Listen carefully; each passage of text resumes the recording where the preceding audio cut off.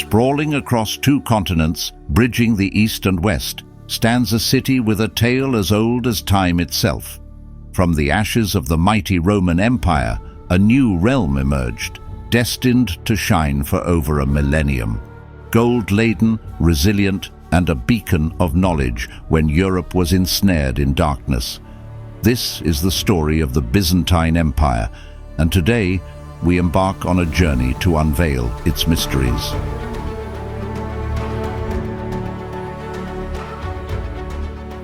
Welcome to Byzantium, an empire of gold and glory. Picture a world where the Roman Empire, unmatched in power and splendor, finds itself at a crossroads. The vast stretches of the empire, from the sun-kissed sands of Egypt to the cold frontiers of Britannia, became challenging to govern from one center. Emperor Diocletian, in a strategic move, divided the empire in 285 AD, creating a western and eastern half. At the heart of this world, where the continents of Europe and Asia whispered secrets across the sea, lay the ancient city of Byzantium.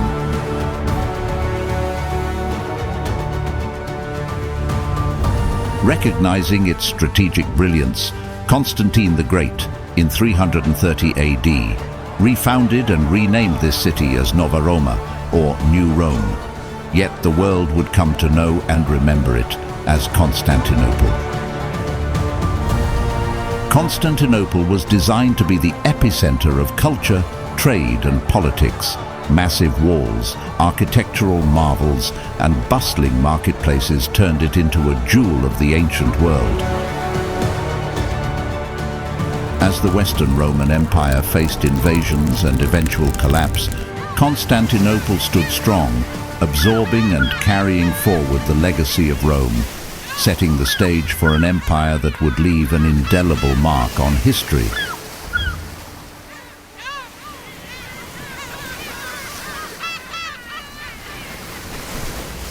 Enter the 6th century, a time when the echoes of ancient Rome still resounded through the halls of power in Constantinople.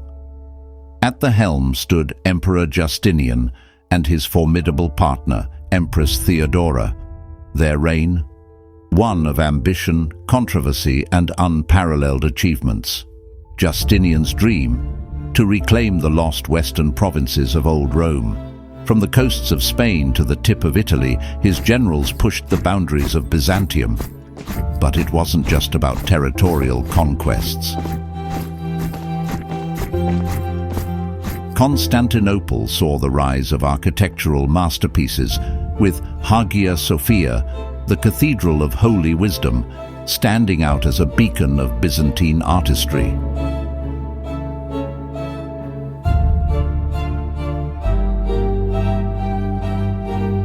And let's not forget the law.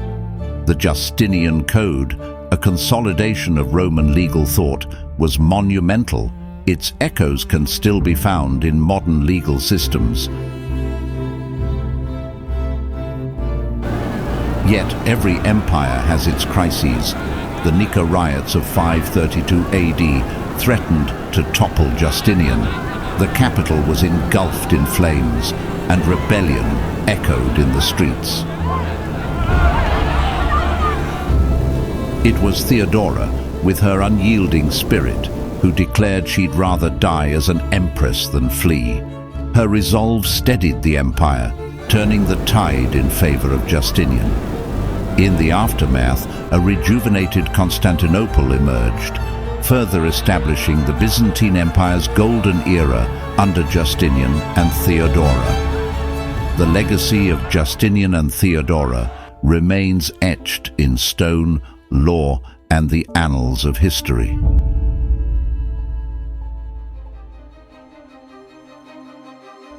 The 7th and 8th centuries brought unprecedented challenges for the Byzantines. External threats loomed large, with Arab forces making significant inroads into Byzantine territories.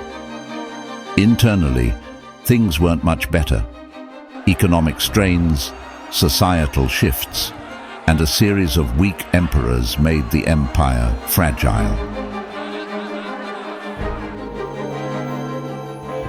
Amidst this backdrop, a theological storm was brewing over religious images or icons. Were they tools for veneration or objects of idolatry? Emperors like Leo III believed it was the latter, and thus began the era of iconoclasm, meaning image breaking. Monasteries were raided, and centuries-old art was obliterated. Yet not everyone agreed.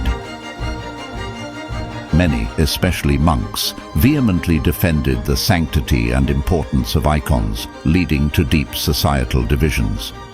The conflict saw highs and lows, with edicts passed, only to be reversed by subsequent rulers. It culminated in the Second Council of Nicaea in 787 AD, restoring the veneration of icons. So was the story of the Byzantine Empire as it entered the 9th century. With the ascent of the Macedonian dynasty, spearheaded by Basil I, the Byzantines found themselves on the cusp of a resplendent revival. Military achievements were again at the forefront, pushing back boundaries and reasserting Byzantine dominance.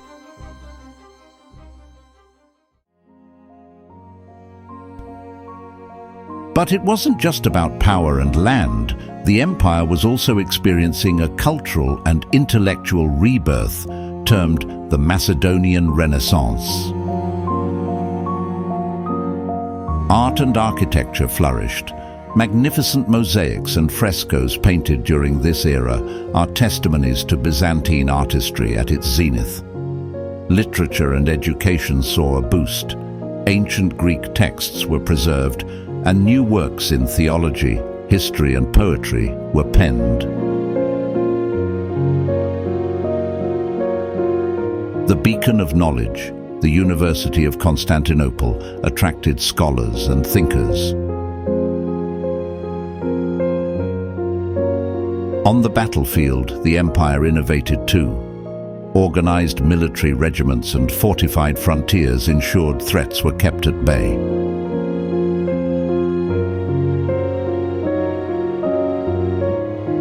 Spiritually, the period solidified Orthodox Christianity's practices and traditions, further distinguishing it from its Western counterpart.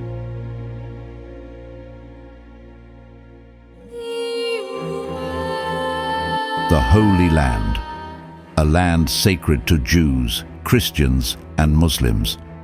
By the late 11th century, it was under the control of Muslim powers. In far-off Europe, calls for a holy war, a crusade, echoed loudly.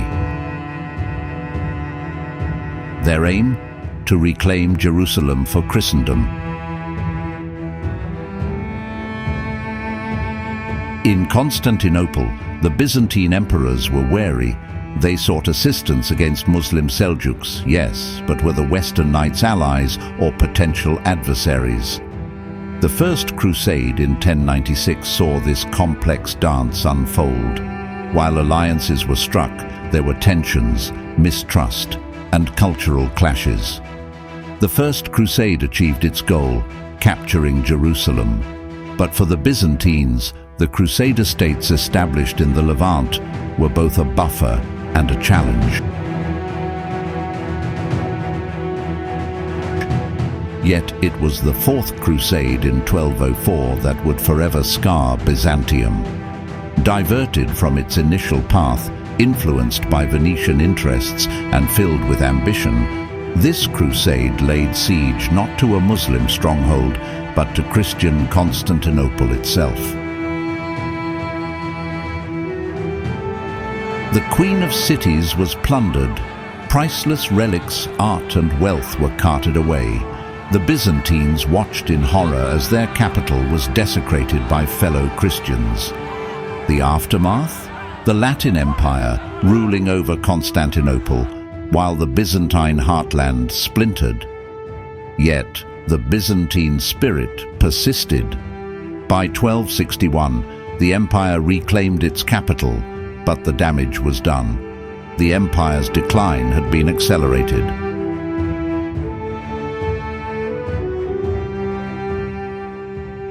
The Crusades, intended to unify Christendom, ironically drove a deeper wedge between the Eastern and Western Christian worlds, with Byzantium paying a heavy price.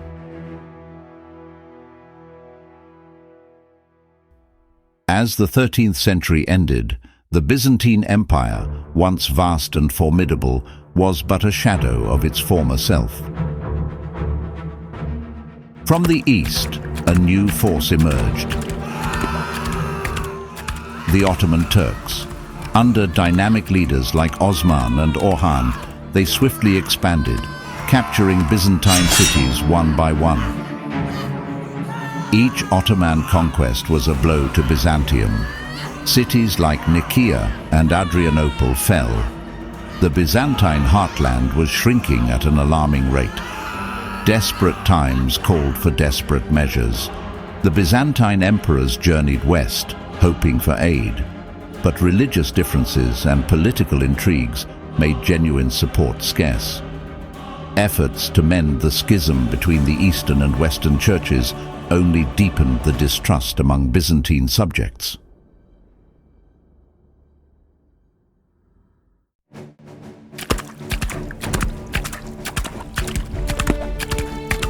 In 1453, the empire's twilight loomed as Sultan Mehmed II, young but ambitious, set his eyes on the city.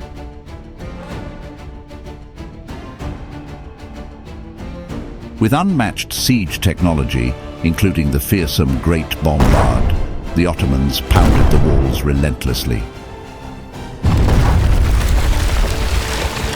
Mehmed's forces innovatively circumvented barriers, even dragging ships overland to bypass the Golden Horn's formidable chain. May 29th. The unthinkable happened. The walls were breached. The city's fall echoed far and wide. An era had ended. Yet in its wake, another empire rose, carrying the torch of civilizational amalgamation. Constantinople's fall was not just a moment in history. It was the turning of an epical page where two worlds met and merged.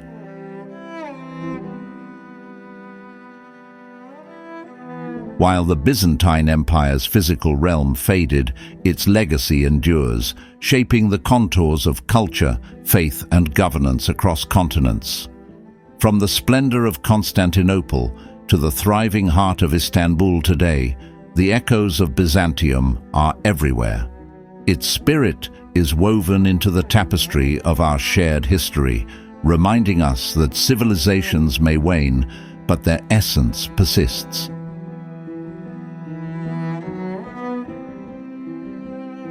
As we close this chapter on the intriguing tales of the Byzantine Empire, remember, history is an endless reservoir of stories, lessons, and revelations, and we're here to uncover them together.